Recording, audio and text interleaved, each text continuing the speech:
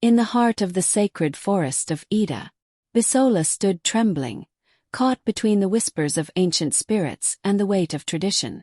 The air felt thick, almost charged, as if the trees themselves were holding their breath. A hush fell over the village. Bisola looked up, and knew something was about to change. Months passed.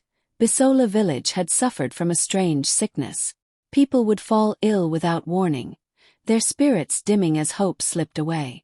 Bisola knew she had to help, using the remedies passed down through generations from her ancestors to her. Bisola collected herbs, roots, and practiced sacred chants she had learnt from her grandmother. But nothing worked. Despair clawed at Bisola like a jealous spirit. One day, driven by desperation, Bisola ventured deeper into the forest than ever before. The trees towered like giants, their shadows dancing in the dappled sunlight. Suddenly, she stumbled upon a clearing. In its center stood a shrine, ancient and overgrown, dedicated to an Orisha, a powerful spirit connected to the land of Ida. Bisola's heart raced. She felt a pull, as if the Orisha were calling her to uncover forgotten truths. As Bisola approached the shrine, carvings in the wall began to come to life in a written form as if it were telling a story. Bisola eager to know what the unknown might be. Orisha was once a man, loved deeply by the people of Ida. But betrayal from the village led tragedy.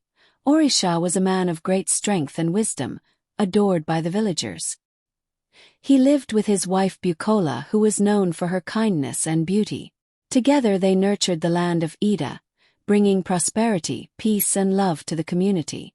But one day, one of the villagers named Femi had always been envious of Orisha. He had been plotting on how to destroy Orisha, and one faithful day he planted a charm in Orisha yam farm. Orisha was known for giving foods to the widows after harvest. And so Femi took this as an opportunity to charm the yams, and when Orisha gave the yams to the widows, they all ate it and died. No one survived. Femi used this opportunity to create fear and accused Orisha of killing the widows, saying that Orisha wealth was not from the gods, but of blood from killing people. So rumors began to spread. No one listened to Orisha or his wife. Whispers spread like wildfire. Darkness took root. In their rage, the villagers stormed Orisha home. They dragged Orisha away, intent on punishing him for the killing of the widows. Bukola, heartbroken and desperate to save her husband, bravely confronted the villagers. "He has done nothing but help you," she cried. But the villagers were blinded by anger and rage. In a fit of madness, they struck her down, taking her life before the Orisha's eyes. Devastated by her death, Orisha was shattered. His heart ached so deeply that the earth itself trembled. In his grief, he cursed the villagers, a curse that bound him to the land he had once protected. As tears fell from his eyes, they transformed into roots, intertwining with the soil, and he became a giant tree. The villagers, witnessing their heinous act, fell silent, knowing they had lost not only the Orisha but their own light. In Bisola's heart, she felt a connection to Orisha's spirit, a spark of something powerful.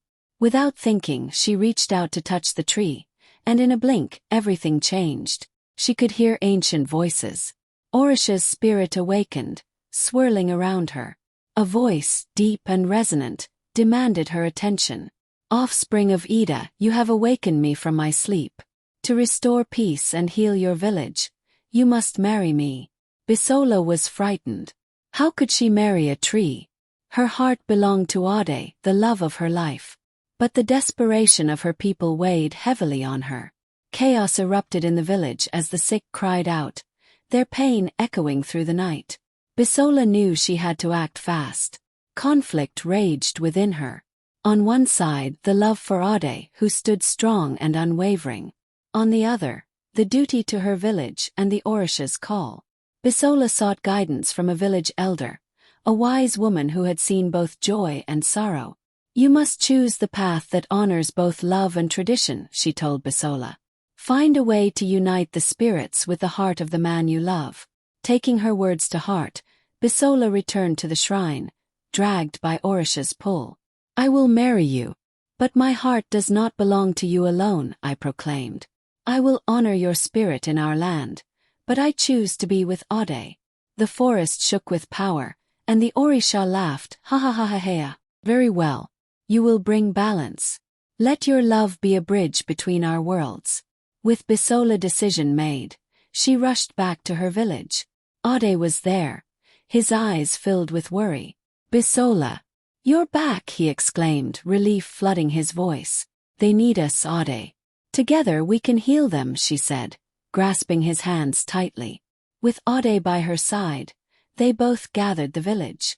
And Bisola told them the story of the Orisha, how Femi had planted a charm, how they killed his wife and how he caused the land, and his request before helping them. As Bisola spoke, whispers turned into murmurs, and curiosity took hold. That night, they held a ceremony at the shrine. The villagers sang, danced, and prayed, honoring the Orisha and calling for the return of health. Bisola could feel the spirits stirring, relentlessness muted by the villagers' sincerity. The air buzzed with magic as Ade and Bisola pledged their love, uniting it with the spirit of the Orisha. Slowly, sickness began to fade, and laughter filled the air once more. The Orisha accepted Bisola's choice, intertwining his spirit with her love. The forest felt alive, and as Bisola looked at Ade, she knew they had created something beautiful together. In time, the village thrived again, a harmonious blend of love and tradition. Bisola often returned to the shrine, where the Orisha stood as a majestic tree, forever part of the Ida community. Bisola had learned the greatest secret of all. It was not just in the herbs or old remedies, but in unity, love, and honoring the past. And so, the tale of Ida, Bisola became a story of hope and healing, reminding us of our roots, our spirits, and the love that connects all living things.